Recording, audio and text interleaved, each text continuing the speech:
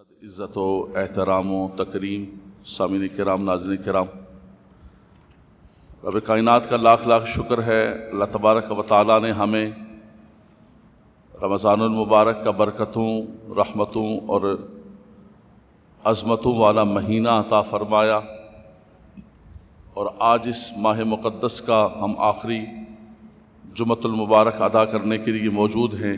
ماشاءاللہ اب تمامی حضرات اللہ کے حکم کی تعمیل کرتے ہوئے اول ترین وقت میں تشریف لائے۔ رب تعالی ہم سب کی حاضری کو قبول و منظور فرمائے۔ رمضان المبارک کی فرضیت کی جو علت رب تبارک و تعالی نے قرآن ذی شان کے اندر خود بیان فرمائی، جو حکمت بیان فرمائی کہ یا ایھا الذین آمنوا کتب علیکم الصیام کما کتب علی الذین من قبلکم لعلکم تتقون۔ اے ایمان والو، تم پر روزوں کو فرض کیا گیا ہے جیسے گزشتہ امتوں پر روزوں کو فرض کیا گیا، لعلکم تتقون، تاکہ تمہارے اندر تقوی اور پرہیزگاری آ جائے۔ گویا یہ ریاضت کا مہینہ تھا، یہ تقوی اور پرہیزگاری حاصل کرنے کا مہینہ۔ جس نے جتنی حاصل کی، جس نے جتنی جد و جہد کی، سعی کی، رب تبارک و تعالی سب کی مساعی جمیلہ کو، سب کی کوششوں کو اپنی بارگاہ کے اندر قبول و منظور فرمائے۔ رمضان المبارک کے اندر بھی الحمدللہ تبارک و تعالی تراویح میں، گھروں میں، ہر جگہ قرآن ذی شان کی تلاوت کی گئی، اور بحمدللہ تبارک و تعالی امت گویا قرآن سے منسلک تھی۔ دروس قرآن کا سلسلہ، مفاہیم قرآن کا سلسلہ، تفسیر قرآن کا سلسلہ، اور پھر تلاوت قرآن کی تو ہر طرف سے آوازیں آ رہی تھی۔ ایک نور کا سما، ایک رحمت کا سما، جہاں قرآن پڑھا جاتا ہے وہاں اللہ کی رحمتیں ہوتی ہیں۔ فرمایا اپنے گھروں کو قبرستان نہ بناؤ، قرآن کی تلاوت کیا کرو، لا تجعلوا بیوتکم مقابر۔ فرمایا یہ رمضان اور قرآن اللہ کی بارگاہ کے اندر شفاعت کرے گا قیامت کے دن بندے کے حق میں۔ وَاعْتَصِمُوا بِحَبْلِ اللَّهِ جَمِيعًا وَلَا تَفَرَّقُوا، اللہ کی رسی کو مضبوطی سے تھام لو۔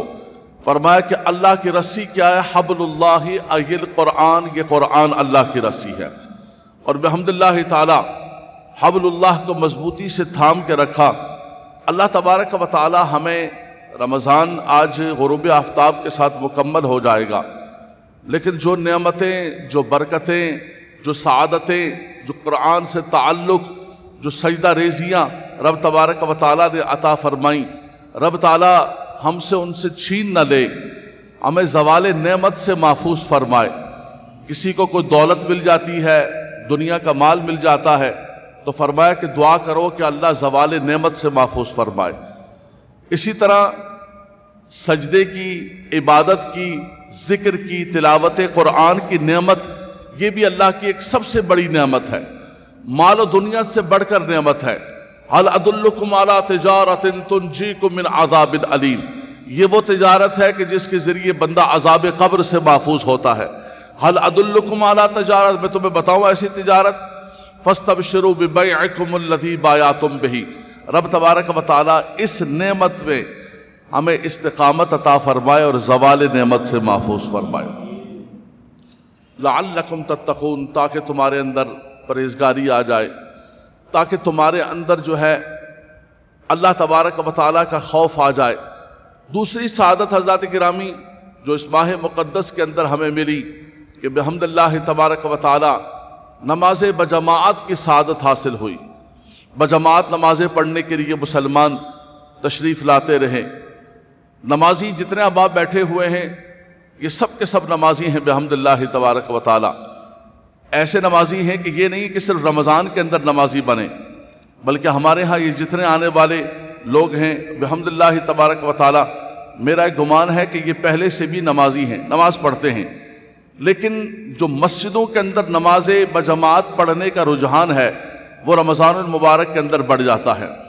اس کے حوالے سے جلدی سے میں ایک بات کہوں گا۔ اللہ کے نبی صلی اللہ تعالیٰ علیہ وسلم نے فرمایا، سبحان اللہ، فرمایا کہ جو بندہ گھر میں نماز پڑھتا ہے اور جو مسجد میں نماز پڑھتا ہے، فرمایا گھر کے اندر نماز پڑھنے سے مسجد کے اندر نماز پڑھنے میں 25 گنا زیادہ یا 27 گنا زیادہ اجر و ثواب عطا کیا جاتا ہے۔ بعض روایات کے اندر 25 گنا کا آیا ہے اور بعض روایات کے اندر 27 گنا کا آیا ہے۔ یعنی کہ دنیا داری کے اعتبار سے ہمیں کوئی کہے کہ بھائی یہ چیز تم یہاں محمد علی سوسائٹی میں بیچو گے تو 1 روپے کی بکے گی، لیکن اس کو اٹھا کے اگر تم کھارادر لے جاؤ گے تو 10 روپے کی بکے گی، تو کوئی بھی بندہ یہاں مال نہیں بیچے گا، اس کو اٹھائے گا، مشقت کرے گا اور اٹھا کر لے کے جائے گا۔ اور ہمیں پتہ چلے کہ اس کو دبئی بیچو گے تو تمہیں 25 روپے ملیں گے، تو ہم میں سے ہر ایک اپنے مال کو امپورٹ کرے گا، ایل سی کھلوائے گا، جد و جہد کرے گا، تکلیفیں، مشقتیں، پریشانیاں، اور اس سے آگے بھیجنا ہے سمندروں سے جتنا گزر جائے گا تو اتنا زیادہ، تو ہم میں سے ہر بندہ محنت کرے گا۔ لیکن دین کے اعتبار سے تھوڑے سے گھر کے فاصلے پر آ کر ہمیں نمازیں بجماعت ادا کرنی ہیں۔ رمضان میں تو اللہ نے بڑا کرم کیا، کیا سما ہوتا تھا، ظہر کی نماز میں پڑھانے کے لیے آتا تھا، یہ ہال بھی بھرا ہوا، باہر کا ہال بھی بھرا ہوا، باہر کا بھی بھرا ہوا، کبھی کبھی اوپر پبلک جاتی، ایسا لگتا کہ ظہر کی نماز نہیں جمعۃ المبارک آ گیا۔ لیکن جیسے رمضان ختم ہوا، پتہ نہیں کیوں یہ ہمارے جذبات ماند پڑ جاتے ہیں۔ یہ کس نے ہمیں یہ سبق سکھایا ہے؟ فضیلتیں، سعادتیں، ہمیشہ ہم ایک بات کہتے ہیں کہ دنوں کو دنوں پر فضیلتیں ہوتی، مہینوں کو مہینوں پر فضیلتیں ہوتی ہیں، لیکن یہ نہیں ہے کہ وہ فضیلت والا مہینہ چلا گیا تو دوسرے فضیلت والے مہینوں کے اندر ہم پر جماعت ختم ہو گئی، ہم پر نماز ختم ہو گئی۔ اللہ اکبر، اللہ اکبر۔ اللہ کے نبی صلی اللہ تعالیٰ علیہ وسلم، حضور جان عالم رحمت للعالمین صلی اللہ تعالیٰ علیہ وسلم، جن کی شان خود رب کائنات قرآن کے اندر بیان کرتا ہے، کوئی اور نہیں، رب تعالیٰ فرماتا ہے کہ ہمارے حبیب ایسے ہیں کہ حریص علیکم بالمؤمنین رؤوف الرحیم۔ رب تعالیٰ بھی اپنے بندوں پر ان اللہ بالناس رؤوف الرحیم، لیکن فرمایا کہ ہم نے تمہیں ایسا نبی، ایسا حبیب، ایسا رسول عطا فرمایا ہے، فرمایا وہ بھی تم پر حریص ہے اور رؤوف الرحیم ہے، سراپائے رحمت ہے، سراپائے شفقت و محبت ہے۔ فَبِمَا رَحْمَةٍ مِّنَ اللَّهِ لِنْتَ لَهُمْ وَمَا أَرْسَلْنَاكَ إِلَّا رَحْمَةً لِّلْعَالَمِينَ۔ لیکن جب نماز کی باری آئی، نماز بجماعت کی باری آئی، جب مسجد کی باری آئی، تو اللہ کے نبی صلی اللہ تعالیٰ علیہ وسلم، بخاری شریف کی حدیث پاک ہے، مسلم شریف کی حدیث پاک ہے، اللہ کے نبی صلی اللہ علیہ وسلم نے فرمایا، سیدنا ابو ہریرہ روایت فرماتے ہیں کہ والذی نفسی بیدہ لقد حممت ان آمر بحطب، اللہ کے نبی صلی اللہ علیہ وسلم نے فرمایا کہ میں ارادہ کرتا ہوں کہ میں لکڑیاں جمع کروں، ثم آمر بالصلاۃ، پھر کسی کو نماز پڑھنے کا حکم دوں، اس کے بعد میں نکل جاؤں اور میں ان گھروں کو دیکھوں، ثم اخالف الی رجال لا یشہدون الصلاۃ، فرمایا وہ لوگ جو اپنے گھروں کے اندر نمازیں پڑھ رہے ہیں اور مسجدوں کے اندر نمازیں نہیں پڑھ رہے۔ میرے سامنے متن کھلا ہوا ہے، میں ایک حرف بھی اپنے طرف سے آپ کو نہیں بتا رہا ہوں، کوئی اس کے اندر تشریح نہیں کر رہا ہوں، جو اللہ کے نبی صلی اللہ علیہ وسلم کا فرمان ہے، ارشاد ہے، بلکہ جن کلمات کے ساتھ ہے ان کلمات کے ساتھ صرف آپ تک پہنچا رہے ہیں کہ حضور علیہ الصلوۃ والسلام نے فرمایا کیا ہے۔ حضور علیہ الصلوۃ والسلام کا اتنا جلال، آپ تو سراپائے رحمت ہیں، سراپائے شفقت ہیں، لیکن یہ معاملہ اتنا خراب ہے کہ اللہ تبارک و تعالیٰ کی مساجد کو ویران کر دینا، استغفر اللہ ربی من کل ذنب واتوب الیہ، اور مسلمان ویران کرے، مسلمانوں کی آبادیاں، مسلمانوں کے محلے، مسلمانوں کے گھر موجود ہیں۔ فرمایا ثم اخالف الی رجال اے لا یشہدون الصلاۃ، جو لوگ نماز کے اندر حاضر نہیں ہوتے ہیں، فاحرق علیہم بیوتہم، میرا دل چاہتا ہے کہ میں لکڑیاں جمع کروں، کسی کو کہوں کہ تم نماز پڑھاؤ اور میں ان کے گھروں کو آگ لگا دوں۔ یہ میرے سامنے لفظ کھولے ہوئے، یہ میرے سامنے الفاظ کھولے ہوئے اصل کتاب کے۔ فرمایا کہ تمہیں پتہ نہیں ہے کہ مسجد کے لیے آنا، نماز بجماعت کے لیے آنا کیسا ہے؟ فرمایا کہ اگر کوئی شخص نہ آ سکتا ہو، اس کو پتہ ہو کہ نماز بجماعت میں کتنی برکت ہے، کتنی رحمت ہے، فرمایا وہ اپنے آپ کو گھسیٹ کے لے کر آئے گا اگر اس کو پتہ چل جائے کہ اللہ نے کیا برکت رکھی۔ فرمایا رب تبارک و تعالیٰ اتنی برکتیں اور رحمتیں عطا فرماتا ہے اس بندہ مومن کو جو نماز بجماعت کے لیے آتا ہے۔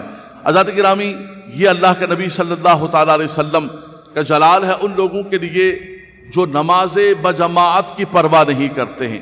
یعنی ایک طرف فضیلت ہے کہ 27 درجے زیادہ، ایک طرف جو ہے حضور کا جلال ہے، کہ حضور علیہ السلام فرما رہے ہیں کہ جو اللہ کے گھروں کو ویران کر کے لا یشہدون الصلاۃ فاحرق علیہم بیوتہم، میرا دل کرتا ہے کہ میں ان کے گھروں کو آگ لگا دوں، نعوذ باللہ من ذالک۔ اللہ تبارک و تعالی ہم سب کو محفوظ فرمائے، برکتیں اور رحمتیں عطا فرمائے۔ اللہ کے نبی صلی اللہ تعالی علیہ وسلم کو مسجد سے اتنی محبت تھی، اتنا پیار تھا کہ جب ہجرت کر کے مدینہ منورہ شریف تشریف لے گئے، پہلے قباء کے مقام پر قیام فرمایا تو وہاں پر مسجد بنائی۔ انسانی مزاج ہے، انسانی طبیعت ہے، مائگریشن کر کے جاتا ہے، جہاں پہنچتا ہے تو سب سے پہلے اپنا ٹھکانہ تلاش کرتا ہے، اپنا گھر بناتا ہے سب سے پہلے۔ لیکن اللہ کے نبی صلی اللہ علیہ وسلم نے اور حضور علیہ السلام کے صحابہ کرام نے قباء کے مقام پر پڑاؤ فرمایا، وہاں سب سے پہلے مسجد کی بنیاد رکھی، جس مسجد کو قرآن نے کہا مسجد قباء کے بارے میں لَمَسْجِدٌ أُسِّسَ عَلَى التَّقْوَى مِنْ أَوَّلِ يَوْمٍ، فرمایا وہ مسجد کی جس کی بنیاد تقوی کی بنیاد پر رکھی گئی۔ اور آل قباء کا رب تبارک و تعالی نے فرمایا کہ قباء والے جو ہے رجال ان یتطہروا، فرمایا کہ وہ لوگ ہیں کہ جو پاکیزگی حاصل کرتے بہت زیادہ۔ بہرحال دوسری طرف بات چلی جائے گی، پھر اس کے بعد آگے چلے اور اس مقام پر حضور علیہ السلام کی اونٹنی جا کر ٹھہری، حضرت ابو ایوب انصاری رضی اللہ تعالیٰ عنہ کے نصیب جا گئے۔ سب کی تمنا ہے کہ حضور کی اونٹنی ہمارے ہاں ٹھہرے۔ حضور نے فرمایا یہ مامور من اللہ ہے، میں نے اس کو چھوڑ دیا ہے، یہ اونٹنی اللہ تبارک و تعالیٰ کے حکم سے جس کے گھر پر جا کے ٹھہر جائے۔ اللہ تبارک و تعالیٰ نے حضرت ابو ایوب انصاری رضی اللہ تعالیٰ عنہ کے نصیبوں کو کھول دیا کہ وہ اونٹنی جس کو حضور نے مامور من اللہ کہا کہ اللہ تبارک و تعالیٰ کے حکم، وہ ان کے دروازے پر جا کر بیٹھ گئی۔ سب کی تمنا تھی کہ حضور کی مہمانی ہمیں مل جائے، حضور علیہ السلام کے ہم میزبان بن جائیں، لیکن وہاں بیٹھی۔ اللہ کے نبی صلی اللہ علیہ وسلم نے وہاں بھی سب سے پہلے جو ہے وہ مسجد کی بنیاد رکھی، اپنے گھر کو نہیں بنایا، اپنا کاشانہ نبوت نہیں بنایا، بلکہ سب سے پہلے فرمایا مسجد کے لیے جگہ تلاش کرنے لگے۔ ایک زمین کا ٹکڑا تھا جس پہ لوگ کبڈی وغیرہ کھیلتے تھے، کچھ کرتے تھے، وہ قطع زمین، قطع ارض حضور علیہ السلام کو بڑا پسند آ گیا۔ حضور نے فرمایا یہ کس کا ہے؟ پتہ چلا کہ سہل و سہیل ان کے بھتیجے ہیں، بچے یتیم ہیں، ان کا ہے۔ ان کو بلایا گیا، کہا کہ بیٹا یہ زمین کے لیے زمین کا ٹکڑا ہمیں دے دیں۔ کہا ہم یہ ہبہ کرنا چاہتے ہیں۔ فرمایا نہیں، چھوٹے یتیم بچے ہبہ نہیں، اس کی قیمت دیں گے۔ اور سب سے پہلے آقا دو جہاں صلی اللہ علیہ وسلم نے اس کی قیمت دی اور اس زمین کے ٹکڑے کو مسجد نبوی کے لیے خرید دیا۔ سبحان اللہ۔ سیدنا صدیق اکبر رضی اللہ تعالیٰ عنہ کے نصیب پر قربان جائیں، اللہ نے آپ کو اول رکھا ہوا ہے۔ اس کی بھی پیمنٹ کے اندر جو پہلی پیمنٹ ہے وہ سیدنا صدیق اکبر رضی اللہ تعالیٰ عنہ کی۔ اللہ اکبر۔ تو باغ لینے کے لیے مدینہ منورہ کے اندر نہیں آئے تھے، باغ چھین لیے، فلاں کر لیے۔ یہ باغوں کو، زمینوں کو، دولتوں کو، کاروباروں کو للفقراء المہاجرین الذین اخرجوا من دیارہم واموالہم یبتغون فضلا من اللہ ورضوانا وینصرون اللہ ورسولہ اولئک هم الصادقون۔ یہ میرے نبی کے صحابہ کرام مکہ مکرمہ سے ہجرت کر کے یہاں کو باغوں کو لینے کے لیے نہیں آئے تھے، یہاں کو زمینوں کو لینے کے لیے نہیں آئے تھے۔ زمینیں، مہنگی ترین زمینیں، گودامیں، کاروبار، سب کچھ چھوڑ کر قرآن کہتا ہے فقیر بن کر حضور کے ساتھ آ گئے۔ جو بچا کچا مال تھا وہ بھی قربان کر دیا۔ حضور نے فرمایا کچھ ہے۔ اب تعمیر شروع ہو گئی مسجد نبوی کی، حضور علیہ السلام خود پتھر اٹھا رہے۔ فرمایا ہم نے دیکھا، صحابہ کرام فرماتے کہ حضور نے اتنے پتھر اٹھائے ہوئے کہ حضور کے سینے تک۔ فرمایا ہمیں دیکھ کے ہم نے عرض کی یا رسول اللہ صلی اللہ علیہ وسلم آپ تشریف فرما ہوں، ہم خود پتھر اٹھائیں گے۔ فرمایا نہ تو تم مجھ سے زیادہ قوت والے ہو اور نہ مجھ سے زیادہ نیکی کے اور آخرت کے حریص ہو، چھوڑ دو یہ کام میں خود اپنے ہاتھ سے کروں گا۔ اللہ کے نبی صلی اللہ علیہ وسلم نے اپنے ہاتھ سے پتھر اٹھائے، قباء کے لیے بھی، مسجد نبوی کے لیے بھی، اور تعمیر کی۔ چھپڑا بن گیا، کچی سی مسجد ہے، کچا سا فرش ہے، تیار ہو گئی۔ نماز پڑھنے لگے صحابہ کرام، اچانک بارش ہو گئی، سجدہ کیا تو دیکھا کہ مٹی ساری جو ہے وہ لگی ہوئی ہے۔ مسجدیں ان کی کچی کچی تھی لیکن نمازی بڑے پکے تھے۔ اور آج ہماری مسجدیں پکی ہو گئیں، خوبصورت کارپیٹ بچھے ہوئے، خوشبوئیں، ہم نے اے سی کا انتظام کیا ہوا نمازیوں کے لیے، لیکن نمازی آنے کے لیے تیار نہیں۔ نمازی کہتا ہے کہ بس حضرت دعاؤں میں یاد رکھیے گا، اے رمضان تو جا رہا ہے، ہم بھی جا رہے ہیں تیرے ساتھ، تو جا رہا ہے تو رخصت ہو رہا ہے، ہم بھی تیرے ساتھ رخصت ہو رہے ہیں، ہم مسجدوں کو ویران کر کے جا رہے ہیں، 11 مہینے کے بعد ملیں گے، زندگی ہوئی رمضان 11 مہینے کے بعد دوبارہ نئی ٹوپیاں خریدیں گے اور ہم دوبارہ نماز پڑھنے کے لیے آئیں گے، دوبارہ ہم قرآن پڑھیں گے، استغفر اللہ ربی من کل ذنب واتوب الیہ۔ اللہ تبارک و تعالی محفوظ فرمائے۔ اگر مسلمان کی سوچ یہ ہے، مسلمان کے ارادے یہ ہیں، اگر یہ کرنا ہے تو پھر رمضان المبارک کی یہ ریاضتیں، یہ مجاہدات، یہ سارا کچھ، قرآن نے تو کہا تھا کہ لعلکم تتقون، یہ ایک مہینہ ایسا ریاضت اور کٹھن کا مہینہ کہ اس کی برکات کو تم نے 11 مہینے تک ساتھ لے کر چلنا ہے۔ الوداع کر کے یہیں چھوڑ کے نہیں چلے جانے کا، الوداع الوداع رمضان، سب کچھ یہیں چھوڑ کے، نہیں، اس کو ساتھ لے کے چلنا ہے۔ رمضان کی ان برکتوں کو کیری آن کرنا ہے تم نے 11 مہینے تک، وہ اثرات و برکات تمہاری زندگی کے اندر ہوں، لعلکم تتقون، کہ تم نے رمضان سے کیا حاصل کیا۔ بہرحال اللہ کے نبی صلی اللہ علیہ وسلم مسجد سے بڑی محبت کیا کرتے تھے۔ میں اور آپ اپنے گھروں سے بڑا پیار کرتے ہیں، در و دیوار سے بڑا پیار کرتے ہیں، جس کو جتنا دیا ہوا ہے، ہر شخص اپنی چاہت کے مطابق ٹائل لگاتا ہے، سینیٹری لگاتا ہے، ہر چیز لگاتا ہے، لیکن قربان جائیں میرے آقا صلی اللہ تعالیٰ علیہ وسلم کو اگر محبت تھی تو اللہ کے گھر سے محبت، پیار کرتے تھے تو اللہ کے گھر سے پیار کرتے تھے۔ اور پھر کیوں نہ پیار کریں، رب تبارک و تعالیٰ بھی پیار کرتا ہے، اللہ اکبر۔ ساری زمینیں رب تبارک و تعالیٰ کی، یہاں ہم بیٹھے ہوئے یہ زمین بھی اللہ تعالیٰ کی، یہ دروازے سے باہر جو روڈ ہے وہ زمین بھی اللہ تبارک و تعالیٰ کی، اس کا خالق و مالک، ان کا رب بھی اللہ تبارک و تعالیٰ، اس کا بھی۔ لیکن نبی کریم صلی اللہ علیہ وسلم نے فرمایا احب البلاد الی اللہ مساجدها وابغض البلاد الی اللہ اسواقها۔ فرمایا رب تبارک و تعالیٰ کے سب سے زیادہ پسندیدہ جو زمین کا ٹکڑا ہے، اللہ اکبر، فرمایا کہ وہ ہے کہ جس کو مسجد کے لیے، سجدے کے لیے، نماز کے لیے، عبادت کے لیے منتخب۔ وَأَنَّ الْمَسَاجِدَ لِلَّهِ، یہ مساجد اللہ کی ہیں، اسی لیے فقہاء کرام نے فرمایا کہ مسجد اس وقت تک نہیں بن سکتی ہے کہ جب تک کوئی شخص اپنی ملکیت سے نکال کر اس کو وقف للہ تعالیٰ نہ کر دے کہ یہ اب کوئی مالک نہیں ہے۔ کون مالک ہے؟ جس کا سجدہ کیا جا رہا ہے اس قطع زمین کا، وہی مالک ہے، یہ اسی کے نام پر ہے۔ تو فرمایا کہ رب تعالیٰ کو سب سے زیادہ جو زمین کا ٹکڑا محبوب ہے وہ مسجد ہے، اور سب سے زیادہ جو ناپسندیدہ، میں حدیث پاک پڑھ رہا ہوں، یہ زمانہ ایسا ہے کہ اللہ تعالیٰ محفوظ فرمائے، دین کی بات سمجھانا بھی ایک نہایت مشکل ترین کام ہے۔ ہمارے دماغ مائنس زیادہ چلتے ہیں کہ یہ ہر چیز کے اندر یہ کیسے ہو سکتا ہے، یہ سمجھ نہیں آ رہی ہے، عقل دماغ میں نہیں آ رہی ہے، مولانا صاحب کیا باتیں کر رہے ہیں، مولانا صاحب کیا بات سنا رہے ہیں، کہاں یہ؟ تو یہ سامنے میرے حدیث پاک کھلی ہوئی، یہ میرے سامنے قرآن کھلا ہوا ہے اللہ تبارک و تعالیٰ کا۔ ہم نے بحمد اللہ تبارک و تعالیٰ مسجد اقصیٰ کے محراب و منبر پر جو ہے ہمیشہ قرآن و حدیث کو بیان کیا ہے، بلکہ مسجد اقصیٰ جب بنی ہے شروع کے اندر تو کچھ باہر یہاں رسالے بٹنے لگے تو میں نے منع کر دیا، میں نے کہا جی آپ کو بانٹنا ہے رسالے بانٹیں، لیکن اس پر مسجد اقصیٰ کی مہر نہ لگائیں مہربانی کر کے۔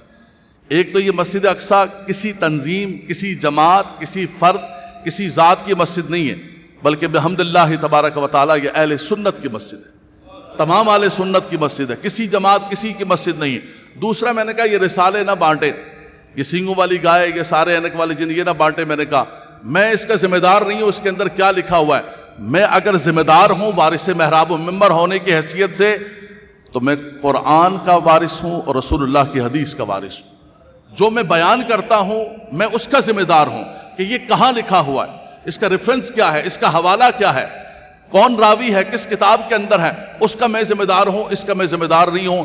میں نے کہا مہربانی کرے کہ یہ رسالے، بڑا شور شرابہ ہوا، دوستوں نے بڑا ناراضگی کا اظہار کیا، نہ تھی، یہ تو 17 سال کتنے ناراض ہوئے اور کتنے راضی ہوئے۔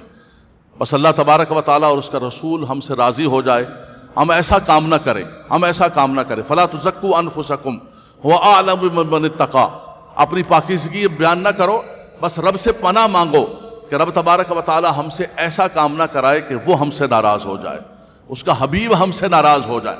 تو بنیادی طور پر یہ ہے کہ یہ میرے سامنے حدیث کھلی ہوئی ہے، اللہ کے نبی صلی اللہ علیہ وسلم نے فرمایا احب البلاد الی اللہ مساجدها وابغض البلاد، احب بھی اس میں تفضیل کا صیغہ ہے، سب سے زیادہ محبوب، سب سے زیادہ زمین کا وہ ٹکڑا، اللہ اکبر، جو کس کے لیے؟ مسجد کے لیے۔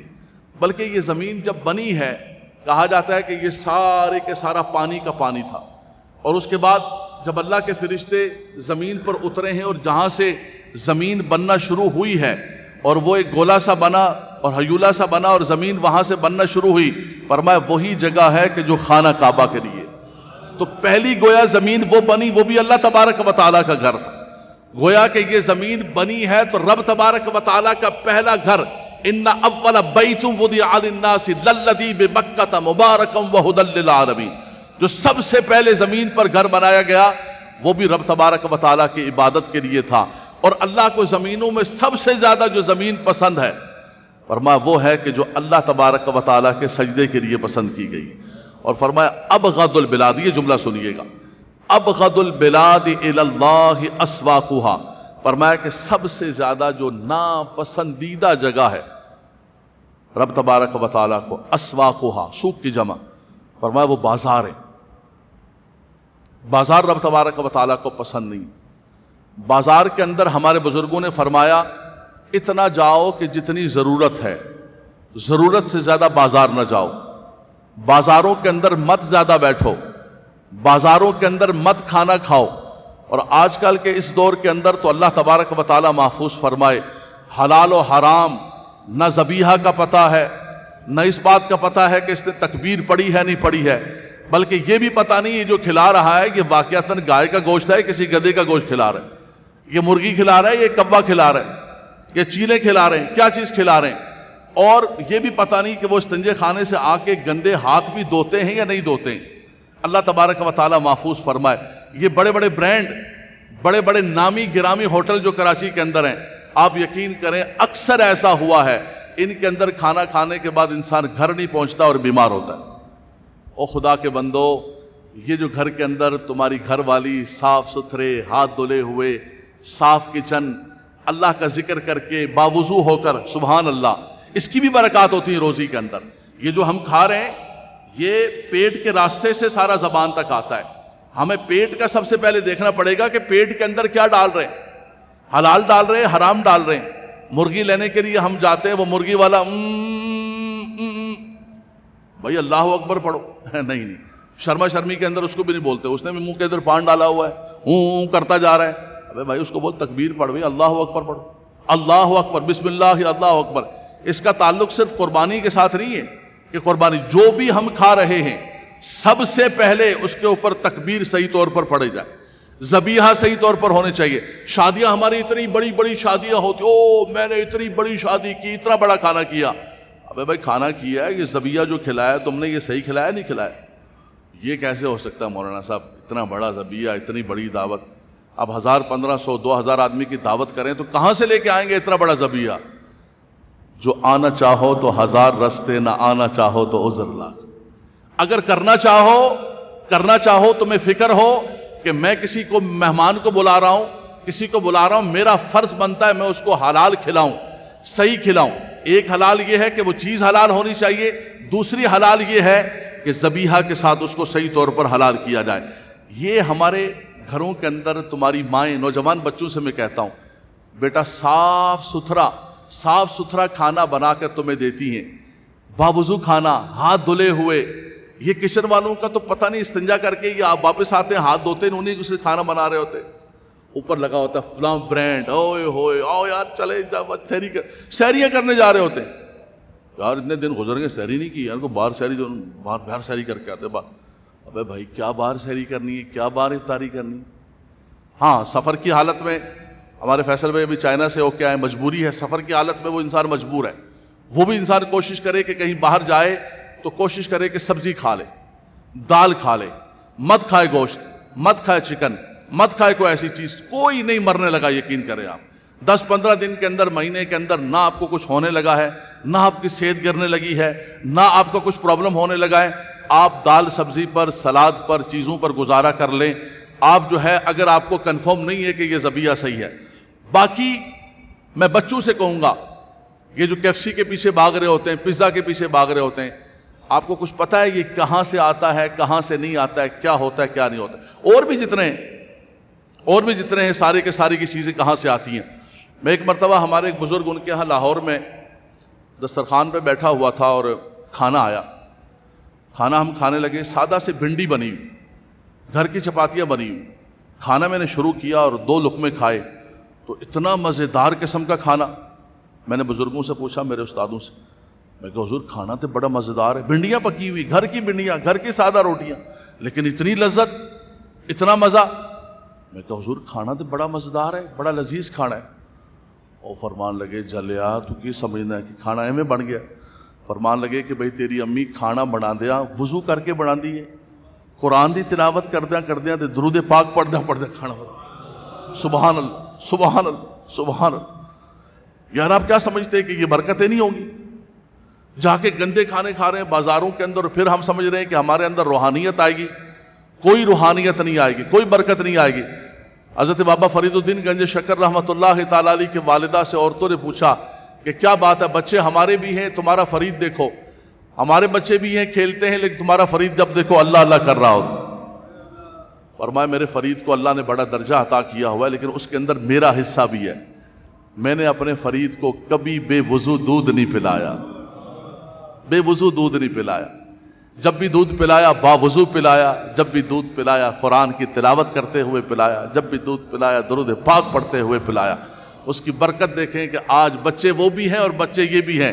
فرمایا میرا فرید اللہ اللہ کر رہا ہے. سبحان اللہ. تو حضرات گرامی یہ برکتیں ہیں. ان بازاروں کے اندر ہمارے بزرگان دین بازار کے اندر جاتے تھے, ضرورتاً جاتے تھے, اس لیے کہ اچھا ہر چیز جو جائز ہوتی ہے حلال ہوتی ہے, وہ ضروری نہیں ہوتی کہ وہ اللہ کی پسندیدہ بھی ہو.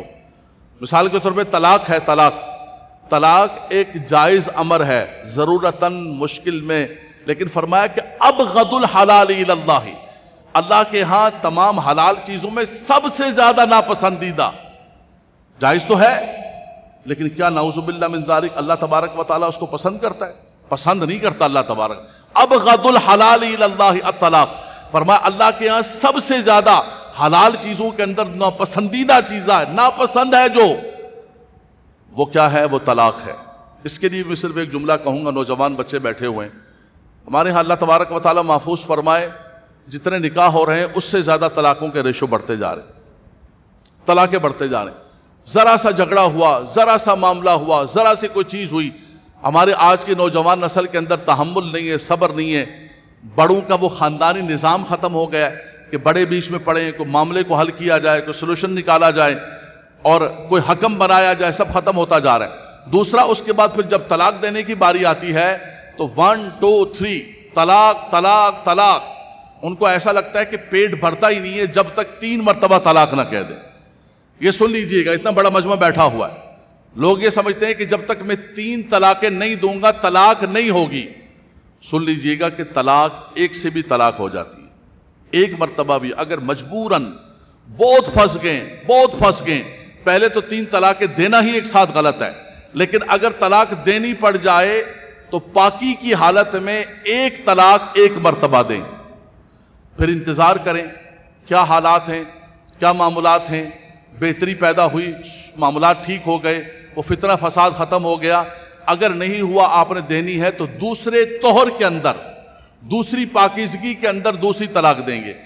فائدہ اس کا یہ ہوگا کہ اگر خدا نہ خواستہ 1 طلاق دے دی, 1 طلاق دی, اگر آپ نہیں رکھنا چاہتے ہیں تو عدت کے بعد وہ آپ سے نکاح سے باہر چلی جائے گی, وہ دوسری جگہ نکاح کر سکتی ہے. لیکن اگر آپ رجوع کرنا چاہتے ہیں تو نہ کسی نکاح کی ضرورت ہے, عدت سے پہلے آپ رجوع کر کے اس کو ڈائریکٹ لے کے آ سکتے ہیں. پہلی کے اندر بھی یہ آپشن ہے, دوسری کے اندر بھی رجوع کا آپشن ہے.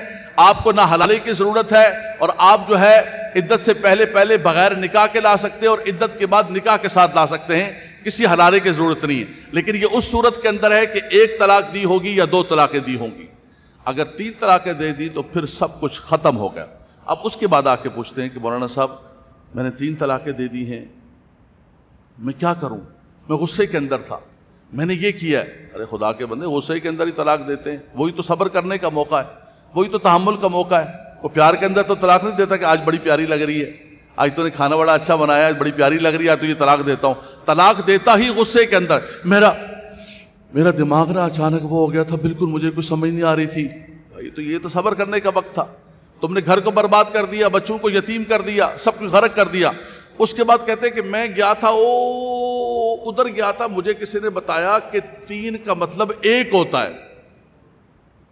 تو بھائی 3 کا مطلب 3 ہوتا ہے، 1 کا مطلب 1 ہوتا ہے، 2 کا مطلب 2 ہوتا ہے، یہ کس نے کہہ دیا؟ تو یہ بھی میں کہوں گا کہ دیکھیں طلاق کی طرف بالکل نہ جائے، جانا پڑ جائے تو اس کا شریعت نے یہ ضابطہ بتایا۔ بات دوسری طرف چل گئی، ہر چیز حلال ہوتی، ہر چیز حلال رب کے پسندیدہ نہیں ہے۔ بازار کے اندر جانا حلال ہے، لیکن ہمارے بزرگان دین ضرورتاً بازار جایا کرتے تھے۔ گئے بازار، کام کیا، سودا کیا، کمایا، ضرورت پوری کی، فوراً واپس آ گئے۔ ہمارے بچے 1 گھنٹہ، 2 گھنٹے، 3 4 گھنٹے بازاروں کے اندر بیٹھے ہو۔ اور آپ یہ بھی دیکھیے، آپ یہ شیطان اور نفس بھی انسان کا کیسا ہے۔ کبھی بازار میں ایمان سے بتانا کہ یہ ہوٹلوں پہ بیٹھے ہوئے گھنٹہ گزر جاتا ہے، 2 گھنٹے گزر جاتے ہیں، کبھی کوئی دکھ پریشانی ہوئی؟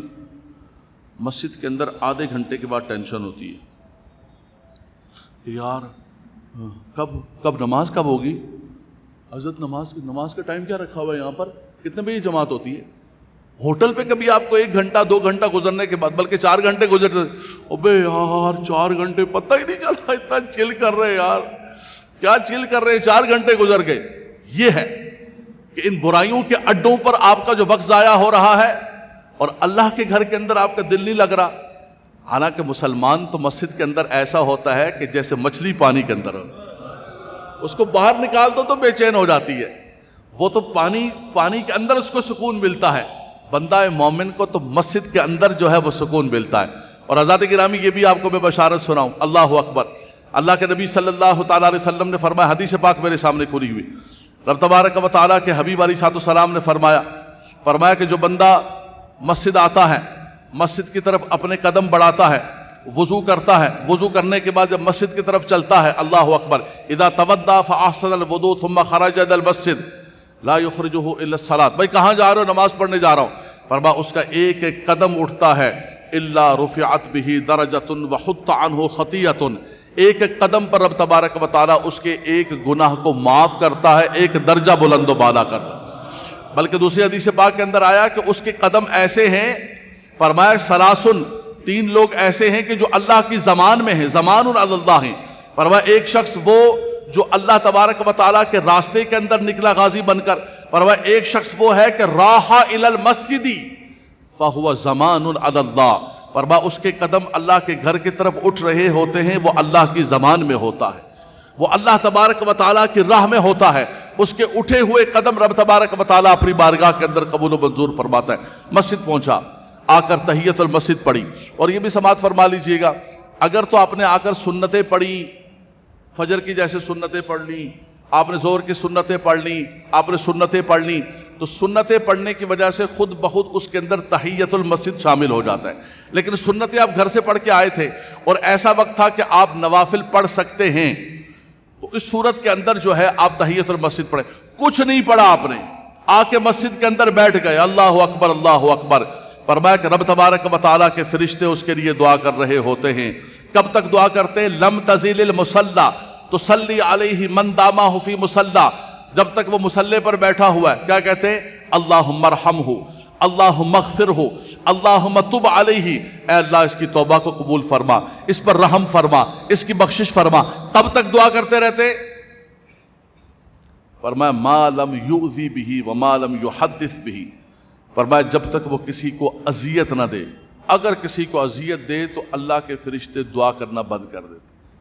کوئی بات کرے، بے وضو ہو جائے، وہ بولیں گے اوہو یہ تو مسجد میں آ کر بھی دنیاوی باتیں کر رہے ہیں، اس کو تو مسجد کے اندر آ کر بھی دنیاوی باتوں سے جو ہے، دنیاوی باتوں سے اس کو فرصت نہیں ہے۔ اللہ کے نبی صلی اللہ علیہ وسلم نے فرمایا کہ ایک زمانہ ایسا آئے گا، لیاتی علی الناس زمان، لوگ مسجدوں میں آ کر دنیاوی بات کریں گے، فلا تجالسوہم فلیس للہ حاجۃ، فرمایا ان کے پاس مت بیٹھنا، ان کو اللہ تبارک و تعالیٰ سے کوئی حاجت نہیں ہے۔ وَأَنَّ الْمَسَاجِدَ لِلَّهِ، یہ تو اللہ کے گھر تھے اور یہاں پر بھی آ کر وہ دنیاوی بات کر رہے ہیں۔ اللہ کے نبی صلی اللہ علیہ وسلم معراج کی رات تشریف لے گئے، فرمایا کہ جب میں معراج کی رات گیا اور اللہ تبارک و تعالیٰ کا رأیت ربی فی احسن صورت، میں نے اپنے رب کو بہترین صورت کے اندر دیکھا، فَوَضَعَ كَفَّيْهِ بَيْنَ كَتَفَيَّ، فوجدت بردها بین ثدیی، رب تعالیٰ نے اپنے ید بلا کیف میرے دونوں شانوں کے درمیان رکھا، میں نے اس کی ٹھنڈک کو اپنے سینے کے اندر محسوس کیا۔ مجھ سے پوچھا گیا کہ فیما یختصم ملا الاعلیٰ، ملائے اعلیٰ کے فرشتے کس بات پہ جھگڑ رہے ہیں؟ سنیے گا، سبحان اللہ۔ فرمایا ملائے اعلیٰ کے فرشتے کس بات پر بات چیت کر رہے ہیں، بحث کر رہے ہیں؟ فرمایا وہ بات اس بات پہ کر رہے ہیں کہ المکث فی المساجد بعد الصلوات، یہ سنیے گا موضوع سے متعلق، والمشی علی الاقدام الی الجماعات وابلاغ الوضوء فی مکارہ۔ میں آخر سے ترجمہ کرنا شروع کرتا ہوں۔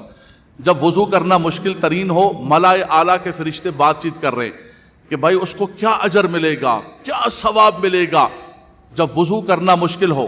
ایسی جگہ پر ہے کہ پانی ٹھنڈا ہے، پانی ٹھنڈا ہے، وضو نہیں کر سکتے۔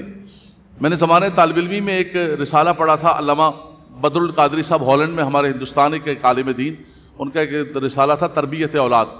اس کے اندر انہوں نے مصر کے ایک طالب علم کا لکھا ہوا تھا، مصر کا ایک طالب علم جو ہے اس کا، فلسطین کا ایک طالب علم کسی جگہ پر پڑھنے کے لیے آیا ہوا تھا اور وہاں پر پانی نہیں تھا۔ کہا میں نے اس کو دیکھا کہ وہ برف کو پگھلا پگھلا کے پانی بنا کے وضو کر کے نماز پڑھ رہا۔ ہمارے گھروں کے اندر تو گیزر لگے ہوئے ہیں، ہمارے گھروں کے اندر تو ٹھنڈا گرم سب کچھ موجود ہے، لیکن پھر بھی نہ کرنا چاہے تو کچھ نہیں کر سکتا۔ فرمایا کہ اس شخص کے بارے میں ابلاغ الوضوء فی مکارہ، اس وقت کامل وضو کرنا جس وقت وضو کرنا بہت مشکل ہو، انسان کے نفس پر شاق گزرتا ہو۔ فرمایا اس کا کیا اجر و ثواب ہے؟ ملائے اعلیٰ کے فرشتے بات کر رہے ہیں۔ والمشی علی الاقدام الی الجماعات، قدموں کو جماعت کے لیے اٹھانا، اس کا کیا اجر و ثواب ہے؟ ملائے اعلیٰ کے فرشتے بات کر رہے ہیں۔ اور تیسرا فرمایا کہ والمکث فی المساجد بعد الصلوات، فرمایا کہ نماز کے بعد مسجدوں کے اندر بیٹھنا، اس کا کیا اجر و ثواب ہے؟ ملائے اعلیٰ کے فرشتے اس پر باس کر رہے ہیں۔ صحیح وضو کرنا، قدموں کو جماعت کی طرف اٹھانا اور نماز کے بعد بھی بیٹھنا، یہ نہ ہو کہ سلام پھیرا السلام علیکم، دوسری طرف امام نے سلام نہیں پھیرا اور جوتی اٹھائی اور ایسا بھاگنا شروع کر دیا۔ ارے اللہ کے بندو، کسی نے کوئی باندھا ہوا ہے، کوئی قید کے اندر ہے، یا کوئی فرض کا ٹوکرا تھا، اس کو آپ نے اٹھا کر جلدی سے ڈالا نیچے اور آپ نے بھاگنا شروع کر دیا، بھاگو بھائی بھاگو بھاگو، نماز ہوگی نماز ہوگی۔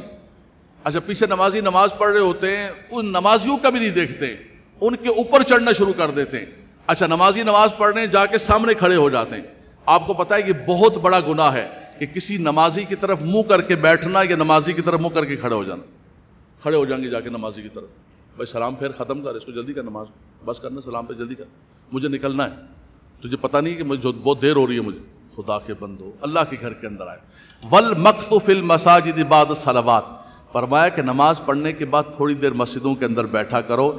اس پر بھی ملائے اعلیٰ کے فرشتے فرماتے ہیں کہ اللہ بہت بڑا اجر عطا فرماتا ہے۔ فرمایا جو بندہ ایسا کرنے والا ہے، لفظ سنیے گا، فمن فعل ذلک عاش بخیر ومات بخیر، فرمایا جو بہترین وضو کرنے والے، قدموں کو اٹھانے والے، مسجدوں سے محبت کرنے والے، مسجدوں کے اندر کچھ دیر ٹھہرنے والے، فرمایا ان کی زندگی بھی بہترین ہوگی، ان کی موت بھی بہترین، ان کو اللہ تبارک و تعالیٰ زندگی بھی بہترین عطا فرمائے گا اور رب تبارک و تعالیٰ ان کو موت بھی بہترین عطا فرمائے گا۔ بلکہ رب تبارک و تعالیٰ میدان محشر کے اندر بھی رب تبارک و تعالیٰ ان کو برکت رحمت عطا فرمائے گا۔ اللہ کے نبی صلی اللہ علیہ وسلم نے فرمایا 7 افراد ایسے ہیں جن کو رب تبارک و تعالیٰ میدان محشر میں اپنے عرش کے سائے تلے جگہ عطا فرمائے گا۔ 7 یظلہم اللہ یوم لا ظل الا ظلہ، جس دن کوئی سایہ نہیں، کوئی شیڈ نہیں ہوگا، کچھ نہیں ہوگا، سورج سوا ریزے پر، زمین تانبے کی، اور ایک دن کتنے کا ہوگا؟ کان مقدارہ 50,000 سنہ، 50,000 سال، قرآن پڑھ رہا ہوں، کان مقدارہ 50,000 سنہ، ایک دن 50,000 سال کے برابر ہو، اور مشکل اتنی ہوگی، پریشانی اتنی ہوگی، کوئی سایہ نہیں، کوئی شیڈ نہیں، کوئی کچھ نہیں، دھوپ کی تپش، یہاں سے فرش گرم ہے، لیکن فرمایا اللہ کے نبی صلی اللہ علیہ وسلم نے کہ 7 افراد ایسے ہیں ان کو اللہ تبارک و تعالیٰ اپنے عرش کے سائے تلے جگہ عطا فرمائے گا۔ اس میں ایک اللہ کے نبی صلی اللہ علیہ وسلم نے فرمایا، سنیے گا لفظ سنیے گا حضور علیہ السلام کے، حضور کی زبان مبارک سے، لبھائے مبارک سے جو کلمات نکلے، فرمایا رجل قلبہ معلق بالمساجد، فرمایا وہ بندہ بھی عرش کے سائے تلے ہوگا جس کا دل مسجد کے ساتھ لگ جائے۔ اپنے دلوں کو مسجد کے ساتھ لگائیں، صرف نماز پڑھنے کے لیے نہیں، اپنے دلوں کو لگائیں. یہ آپ کی محبت کا مرکز و محور ہونے چاہیے. آپ کو سکون ملے. آپ بیٹھیں، آپ کہیں یار میں باہر جا رہا ہوں، مجبوراً جا رہا ہوں، مجھے بچوں کے نان و نفقہ کے لیے کرنا ہے، لیکن کاش میں یہاں بیٹھا رہوں، میں مسجد کے اندر عبادت کرتا رہوں. فرمایا جو بندہ، یہ لفظ پڑھو، رجل قلبہ معلق بالمساجد اذا خرج منہ حتی یعود الیہ. فرمایا وہ نکل بھی جاتا ہے تو پھر بھی انتظار کر رہا ہوتا ہے کہ کب میں نے واپس جانا ہے. اس کا دل کیسا لگا ہوا ہے. فرمایا رب تبارک و تعالی اس کو میدان معشر میں اپنے عرش کے سائے تلے جگہ عطا فرمائے گا. حضرات گرامی، بات کو مکمل کرتا ہوں، وقت ہو چکا ہے جمعۃ المبارک کا، ہمیں جمعۃ الوداع ادا کرنے کے لیے جانا ہے. لیکن آج اس آخری جمعے کے اندر یہ عہد کر کے جائیں، ارادہ نہیں، وعدہ. اور وعدہ بھی کس سے؟ اپنے رب سے وعدہ کریں، اپنے رب سے وعدہ کریں. اپنے امام سے کیا وعدہ کرو گے؟ ٹوٹ جاتا ہے. اپنے رب سے وعدہ کر کے جاؤ، اپنے دل کے اندر ارادہ کر کے جاؤ کہ میں نے ہر صورت کے اندر جو اللہ نے رمضان میں توفیق عطا فرمائی، میرے قدم اٹھتے رہے اللہ کے گھر کی طرف، میں اس سعادت سے محروم نہیں ہوں گا. مسجد کی طرف میرے قدم اٹھتے رہے، میں مسجد کو آباد کروں گا. اللہ کے نبی صلی اللہ علیہ وسلم نے فرمایا کہ جب بندہ صبح مسجد کی طرف آتا ہے، شام مسجد کی طرف آتا ہے، من غدا الی المسجد او راحا نزل له من الجنت کلما غدا وکلما راحا، رواہ البخاری والمسلم. فرمایا بندہ صبح مسجد جا رہا ہے، شام مسجد جا رہا ہے، فرمایا یہاں اس کے قدم مسجد کی طرف اٹھ رہے ہیں. ہم نے اصل میں مسجد کو، قرآن کو، نماز کو، ان سب کو ثانوی اللہ تعالیٰ محفوظ فرمائے پیچھے کر دیا. دوسرے دھندوں کو ہم نے آگے کر دیا، دوسری چیزوں کو اتنی زیادہ پریورٹی اور افضلیت و اولیت دے دی ہے کہ مسجد، نماز، قرآن، علم، یہ ساری چیزیں اللہ تعالیٰ محفوظ فرمائے. اس کا نتیجہ کیا نکلا کہ مسجد تو بنا دی شبر میں ایمان کی حرارت والوں نے. اقبال کہتے ہیں من اپنا پرانا پاپی ہے، برسوں میں نمازی بن نہ سکا. مسجدیں ہم نے بنا لی لیکن نمازی نہیں بن سکے. ہم پر اللہ تبارک و تعالیٰ کا بڑا فضل اور کرم ہے کہ مسجد اقصیٰ جہاں پر واقع ہے، یہاں پر بنگلوز بنے ہوئے 500 گز کے، 1000 گز کے. آبادی ہمارے پاس نہیں ہے، لیکن دوپہر کو ہمارے جو آفس کے ساتھی ہوتا ہے ماشاءاللہ پورا بھرا ہوتا ہے. عصر کی نماز میں، مغرب کی نماز میں، عشاء کی نماز میں اللہ تعالیٰ کا کرم ہوتا ہے کہ یہ 3 گلیاں محمد علی سوسائٹی KDA لوگ چل کر آتے ہیں. اس خدا کا لاکھ لاکھ شکر. لیکن دکھ یہ ہے کہ رمضان کے اندر یہ اتنا بھرا ہوا، یہ کوئی انڈیا سے نہیں آئے، کوئی اسرائیل سے نہیں آئے، یہیں کے رہنے والے ہیں. ان کی اپروچ ہے تو یہ آئے رمضان کے اندر. تو یار کیا بات ہے، رمضان چلا گیا اور آپ نے مسجد کو ویران کر دیا، اللہ کے گھر کو ویران کر کے. یہ مسجدیں آہو فغا کرتی ہیں اللہ کی بارگاہ کے اندر. اللہ کی بارگاہ کے اندر شکایت کریں گی. وہ زمین کا ٹکڑا جہاں پر سجدہ کیا وہ گواہی بھی دے گا اللہ کی بارگاہ کے اندر، لیکن وہ آل محلہ سے، ساتھیوں سے پوچھے گا بھی مجھے بتاؤ رمضان کے بعد مجھے کیوں ویران کر کے چلے گئے، مجھے کیوں چھوڑ کے چلے گئے. فرمایا کہ جو صبح کے ٹائم اپنے قدموں کو اٹھاتا ہے، شام کو اپنے قدموں کو اٹھاتا ہے، اللہ اکبر. فرمایا بشر المشائین فی الظلم، ان کو بشارت دے دو جو اندھیروں کے اندر اپنے قدموں کو مسجد کی طرف اٹھاتے ہیں. کس چیز کی بشارت دے دو؟ بشر، ان کو بشارت دے دو بالنور التام یوم القیامہ. فرمایا قیامت کے دن اللہ ان کو نور تام عطا فرمائے. نورہم یسعی بین ایدیہم و بین ومن خلفہم. فرمایا ان کے دائیں، ان کے بائیں، ان کے آگے، ان کے پیچھے، یسعی نورہم. فرمایا اس نور کے اندر وہ چل رہے ہوں گے. وہ نور کون سا؟ فرمایا جو قدم اللہ کے مسجد کی طرف اٹھا رہے ہوں گے. اللہ کے نبی صلی اللہ علیہ وسلم نے فرمایا جب تم کسی کو دیکھو، اذا رأیتم الرجل یتعاہد المسجد، جب تم کسی کو دیکھو کہ وہ مسجد کے لیے بڑی کوشش کر رہا ہے، صفائی کا، ستھرائی کا، چیزوں کا، ہر چیز کا اچھا کرنے کا، فرمایا تم دیکھو تو فاشہدوا لہ بالایمان. فرمایا کہ تم اس کے ایمان کی شہادت دو. سبحان اللہ، کہو کہ یہ بندہ مومن ہے. فرمایا کیوں؟ پھر آیت پڑھی حضور نے سورہ توبہ کی جو میں نے خطبے کے اندر پڑھی کہ انما یعمر مساجد اللہ من آمن باللہ والیوم الآخر. فرمایا اللہ کی مسجدوں کو وہی آباد کرتے ہیں جو اللہ پر ایمان رکھتے ہیں. فرمایا ان کا مسجدوں کی طرف آنا، مسجدوں کو آباد کرنا، یہ اس بات پر دلالت کرتا ہے کہ اللہ تبارک و تعالیٰ نے انہیں ایمان عطا فرمایا ہوا ہے. حضرات گرامی، اسی پر بات کو مکمل کرتا ہوں. گفتگو تو بہت کرنے کی چیزیں ہیں، پورا مسجد کا باب موجود ہے، لیکن جمعۃ المبارک کا وقت ہو گیا، ہمیں آخری جمعہ ادا کرنا ہے. لیکن میں کہوں گا کہ جمعے کے بعد آپ نے جانا نہیں ہے، اسی طرح بیٹھنا ہے محبت کے ساتھ، سکون کے ساتھ، دعا کریں گے، ذکر ہوگی، محفل نعت ہوگی، کہ آخری گھڑیاں ہیں، آخری لمحات ہیں۔ اللہ تبارک و تعالیٰ ان کے صدقے اللہ نے جمعہ عطا فرما دیا، آخری روزہ سبحان اللہ 30واں روزہ مل گیا، اللہ نے کرم کر دیا، ہم نے اس سے فائدہ اٹھانا ہے۔ کہتے ہیں چانس مل گیا، ایک اور موقع مل گیا تو اس موقع سے فائدہ اٹھاؤ۔ آخری بات یہ ہے، قرآن نے کہا خُذُوا زِینَتَکُمْ عِندَ کُلِّ مسجد، فرمایا جب مسجدوں کے اندر آؤ تو تیار ہو کر آؤ، تمہارے کپڑے ستھرے ہونے چاہیے، خوشبو لگی ہوئی ہو، نہا دھو کے بہترین کر کے، فرمایا کوئی ایسی چیز کھا کے نہ ہو، لہسن کھا کے نہ ہو، پیاز کھا کے نہ ہو۔ اب یہ تو میں نہیں کہہ سکتا ہوں کہ سگریٹ جو ہے منہ سے سگریٹ کی اسمیل آ رہی ہو، گٹکے کی اسمیل آ رہی ہو، لہسن کھایا پیاز نہیں، فرمایا کہ تم نے مسجد اس حال میں نہیں آنا ہے۔ اس کی وجہ کیا بتائی؟ فرمایا کہ فَلَا يَقْرِبَنَّ مَسَاجِدَنَا، ایسی حالت میں مسجد کے اندر نہ ہو، اپنے آپ کو ستھرا کر کے آؤ۔